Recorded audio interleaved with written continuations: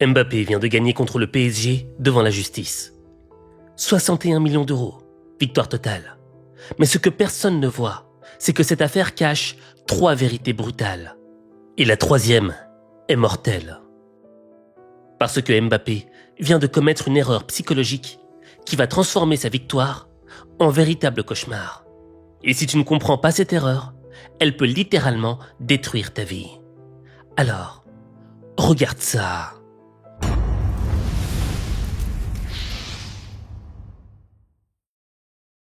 L'affaire Kylian Mbappé, c'est une affaire qui va au-delà du football. Elle met en lumière les aspects des relations humaines.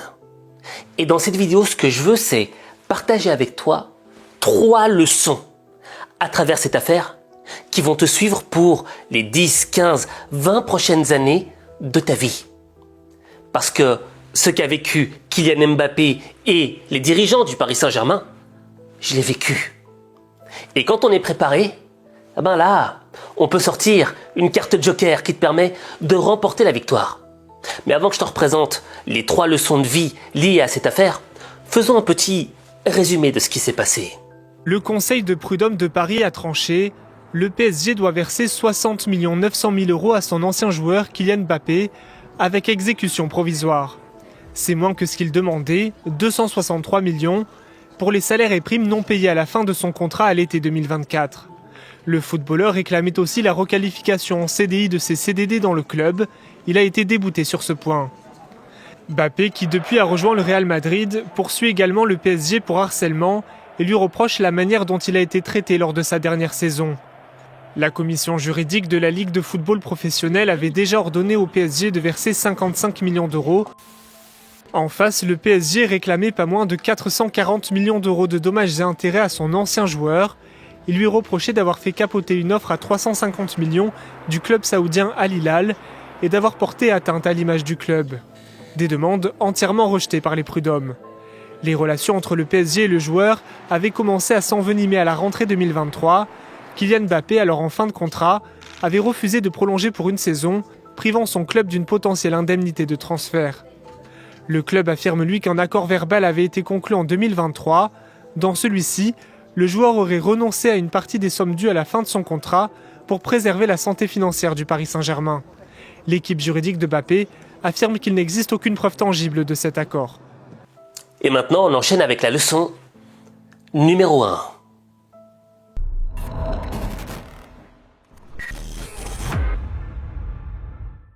Le premier élément qui m'a marqué dans l'affaire Kylian versus le PSG, c'est que les dirigeants du Paris Saint-Germain, qui sont des Qataris, des Arabes, avaient mis en lumière un argument imparable. Il nous avait donné sa parole. Il nous a tapé dans la main.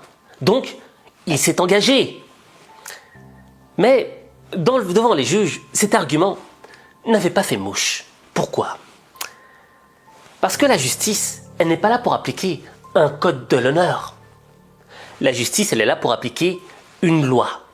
Et la loi, c'est un ensemble de règles. Et dans cet ensemble de règles, la parole donnée, la promesse faite, a très peu de valeur juridique. Ce qui compte, c'est le contrat signé. Et ça me rappelle l'histoire de Jean-Claude Van Damme, tu vois. Lorsqu'il vivait encore en Belgique, il y avait un homme qui lui avait dit « Oui, quand tu viendras aux États-Unis, je m'occuperai de tout, viens, tu m'appelles, voici mon numéro, etc. » Et le jour où Jean-Claude est arrivé aux États-Unis, il l'a appelé et son contact s'était décontacté. Je rêvais de pirates et d'îles et d'aventures et d'amitié. Quand un petit jeune de Bruxelles comme ça arrive à Hollywood, comment s'est passée votre arrivée sur place ? C'était dur. Moi, je suis arrivé, j'avais des contacts de Bruxelles. On m'a donné des contacts. Quand j'ai contacté mes contacts, c'était décontacté. Il y avait pas de... C'était un rêve... Et j'ai eu très dur, parce que pendant 5 ans, j'ai dû... Vous avez fait des petits boulots ? Beaucoup de petits boulots. Et ça, c'est l'illustration chimiquement pure de la citation qui dit « Les promesses ne tiennent qu'à ceux qui y croient, et non pas à ceux qui la disent. » Pourquoi est-ce que on s'accroche tellement à une promesse ? Pourquoi est-ce que pour nous, lorsque quelqu'un ne tient pas sa parole, ça nous heurte ?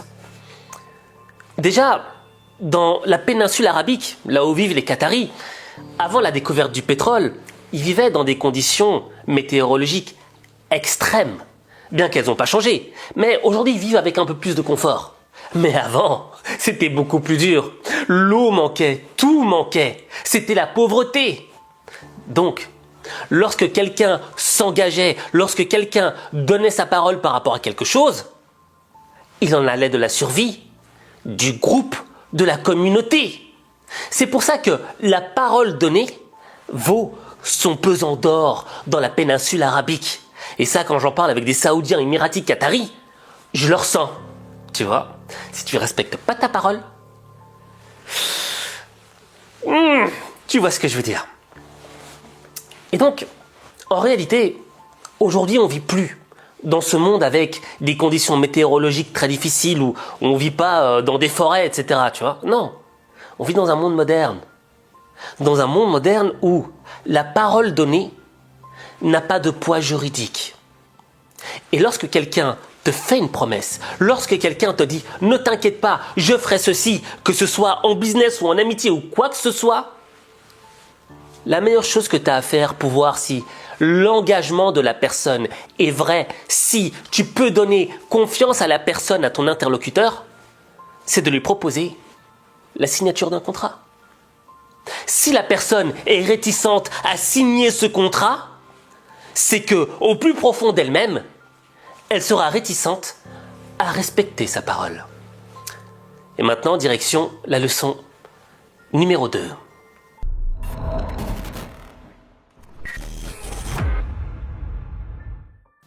Donc là, j'ai mis en évidence une première erreur qui venait du Paris Saint-Germain. Là, je vais parler encore d'une deuxième erreur du Paris Saint-Germain, mais ensuite, dans la leçon numéro 3, il y aura une erreur qui aura été faite par Kylian Mbappé. Et cette erreur, c'est une question de vie ou de mort, crois-moi. Revenons sur la numéro 2. Tu vois, le Paris Saint-Germain, pourquoi est-ce qu'il ne voulait pas se séparer de Kylian Mbappé? Parce que Kylian, c'était l'égérie. Kylian, c'était l'homme autour de qui on voulait construire le club, construire l'avenir du Paris Saint-Germain. Et je les comprends. Kylian, c'est un joueur exceptionnel. Pour l'avoir vu à l'œuvre, ce mec-là, c'est une lame de rasoir. Dès qu'il a le ballon, il va te marquer un but. Tu vois ce que je veux dire? C'est pour ça que c'est un des meilleurs joueurs du monde. Mais on a bien vu que lorsque Kylian Mbappé est parti, il y a quelque chose qui a changé au sein du club du Paris Saint-Germain. Ils ne se sont plus concentrés autour d'un seul joueur, mais ils se sont concentrés autour d'un nouveau projet, d'une nouvelle identité, qui était celle du club, et non plus d'un joueur. Et c'est là qu'ils ont remporté la Ligue des Champions, et c'est là qu'on a vu qu'ils avaient une équipe formidable, un potentiel énorme. Et cette histoire, on peut en faire un parallèle avec ce que nous, on peut vivre au quotidien. Et l'exemple qui illustre le mieux ce que je t'ai raconté là, c'est souvent les relations de couple. On va pas se mentir. Lorsqu'on est en couple, lorsqu'on est amoureux de quelqu'un, c'est dur de laisser cette personne partir. Ça nous brise le cœur intérieurement. Et on voudrait la garder avec nous. On est prêt à tout faire pour que elle ne nous quitte pas.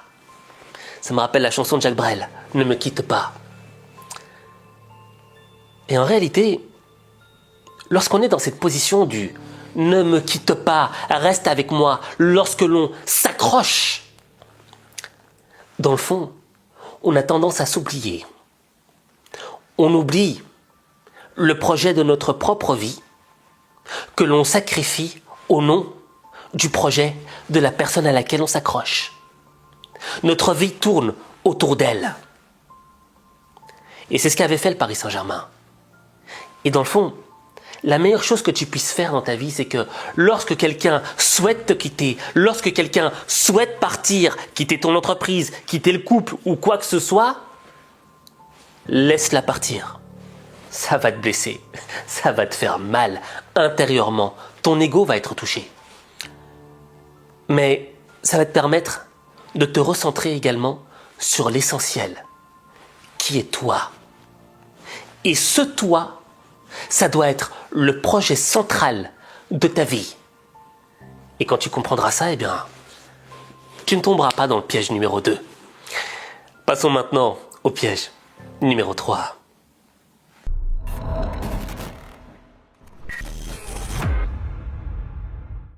Alors, le troisième élément, comme je te l'ai dit, c'est une question de vie ou de mort. Et je pèse mes mots. Dans cette affaire, Kylian, ou l'équipe de Kylian, je ne sais pas exactement qui, a fait une erreur dramatique. J'ai entendu hier dans l'Afterfoot sur RMC. C'est que le PSG publie sur son site internet le rendu du jugement.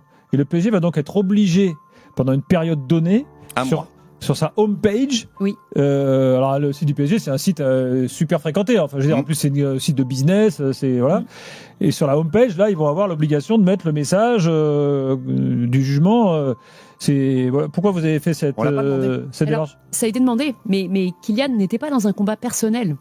Il était simplement... Oui, parce que ça semble un petit peu humiliant pour le PSG de leur demander ça. Quoi. Ou une manière de répondre à tout ce qui s'est passé pendant ces plusieurs mois. Est-ce que c'est humiliant de devoir écrire qu'on doit payer ce qu'on devait ?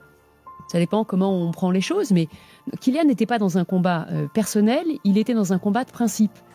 Donc, le Paris Saint-Germain devra mettre sur la page d'accueil de son site internet qu'ils admettent leur erreur, leur faute. Comment ça s'appelle ça ? Ça s'appelle une mise à genoux. Ça s'appelle une humiliation d'ordre public.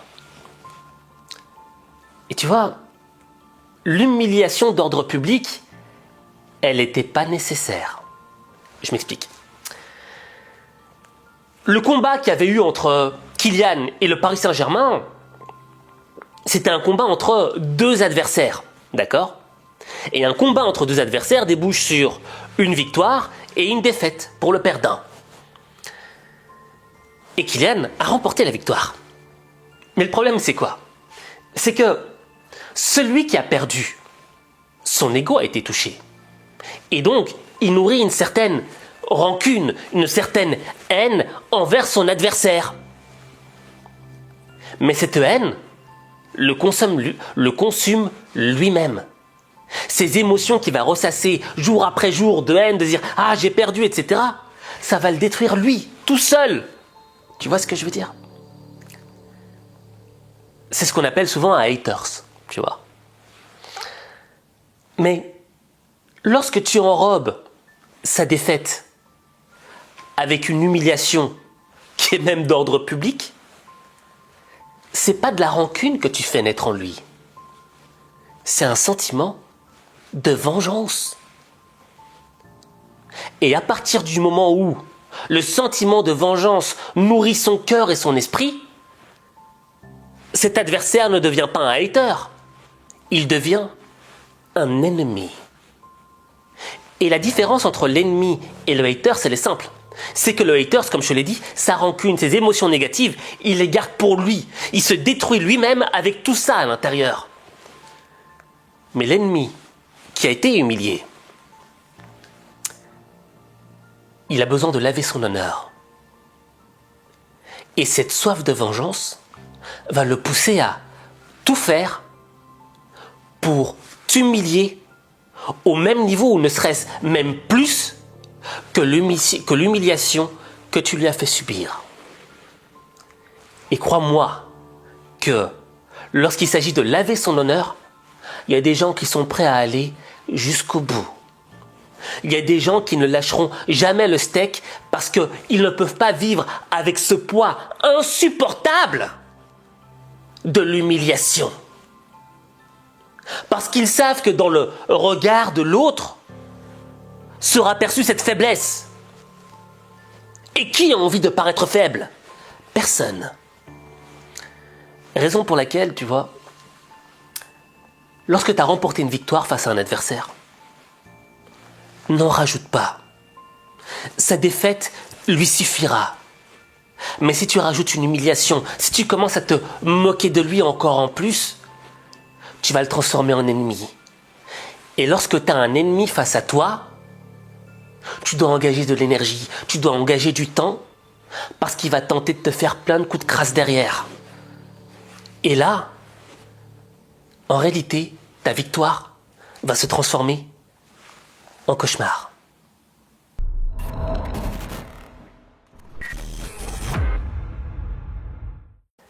Pas mal les 3 leçons, n'est-ce pas?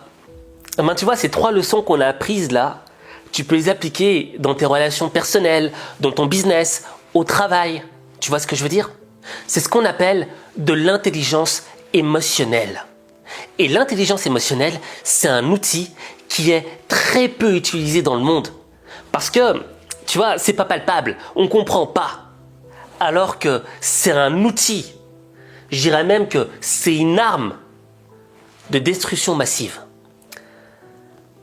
Maintenant, tu vois, moi je me suis posé une question en te présentant ces 3 leçons.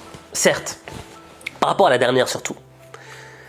Comment est-ce qu'on fait lorsque nous, on n'a rien fait à quelqu'un et que cette personne veut nous humilier? Ben, la plus belle réponse qu'on pourrait avoir dans le fond, c'est quoi? Enfin, la plus belle réponse. La réponse la plus naturelle qui nous habiterait, ce serait de dire « Attends, mais je vais l'humilier en retour !» Ça m'est arrivé plein de fois.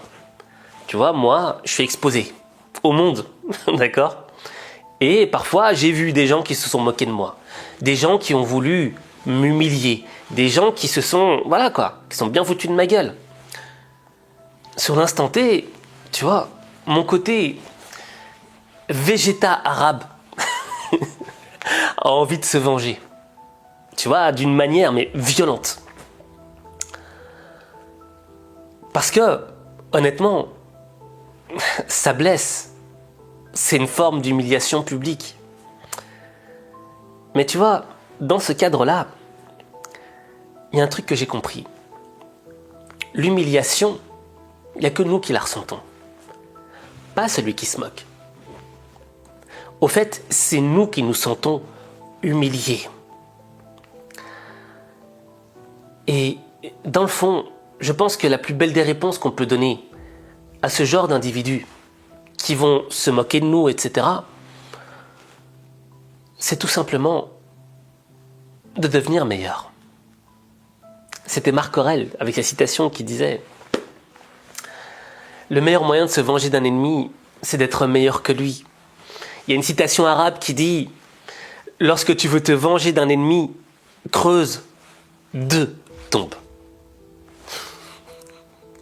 Celle de ton ennemi est la tienne. Tu vois ce que je veux dire? Et au fait, quelqu'un qui se moque de toi, c'est pas un adversaire à ta hauteur. Quelqu'un qui veut épater la galerie en se moquant de toi, c'est pas un adversaire à ta hauteur.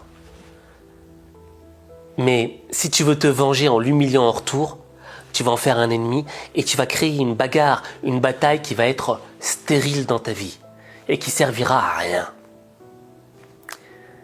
Raison pour laquelle tu dois apprendre à choisir tes adversaires. Et quand tu as choisi tes adversaires à ta hauteur, tu dois appliquer les 3 leçons qu'on a apprises ensemble. Et là, tu réussiras l'impossible. Mais réussir l'impossible, il n'y a que toi qui peux le faire.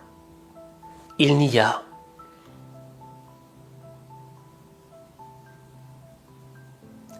que toi.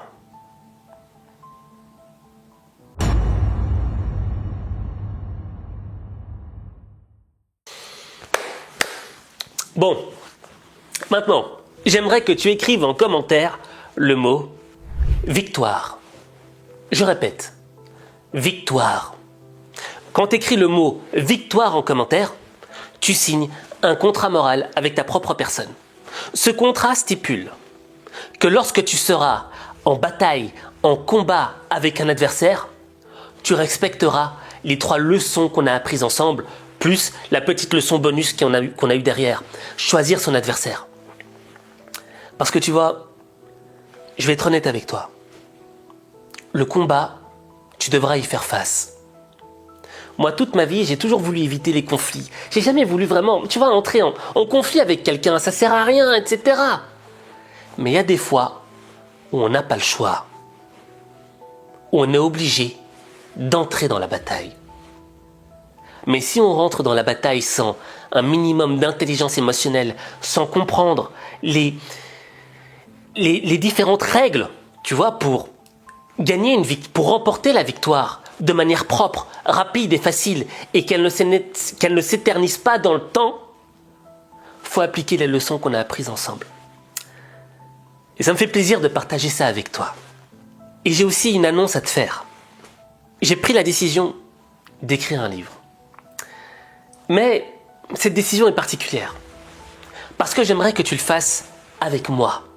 J'aimerais que tu rentres dans ce projet de création de livre avec moi.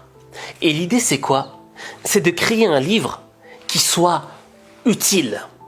Pas un livre pour faire joli, non. Un livre qui va t'aider concrètement chaque jour dans ta vie, en se basant sur l'intelligence émotionnelle, les neurosciences, le développement personnel, le développement professionnel. Bref, des trucs qui sont utiles et applicables tout de suite. Pas de la théorie fumeuse qui est belle et qui est jolie, mais qui, lorsque dans notre vie on rencontre une épreuve, on ne sait pas quoi faire. Donc, si tu veux participer à ce projet de livre qu'on va construire de A à Z ensemble, je t'invite à cliquer sur le lien que j'ai épinglé en commentaire, ou bien de scanner le code QR qui est ici ou ici présent, d'accord? Et inscris-toi et rejoins-moi dans cette belle aventure parce que, dans le fond, j'ai besoin de toi.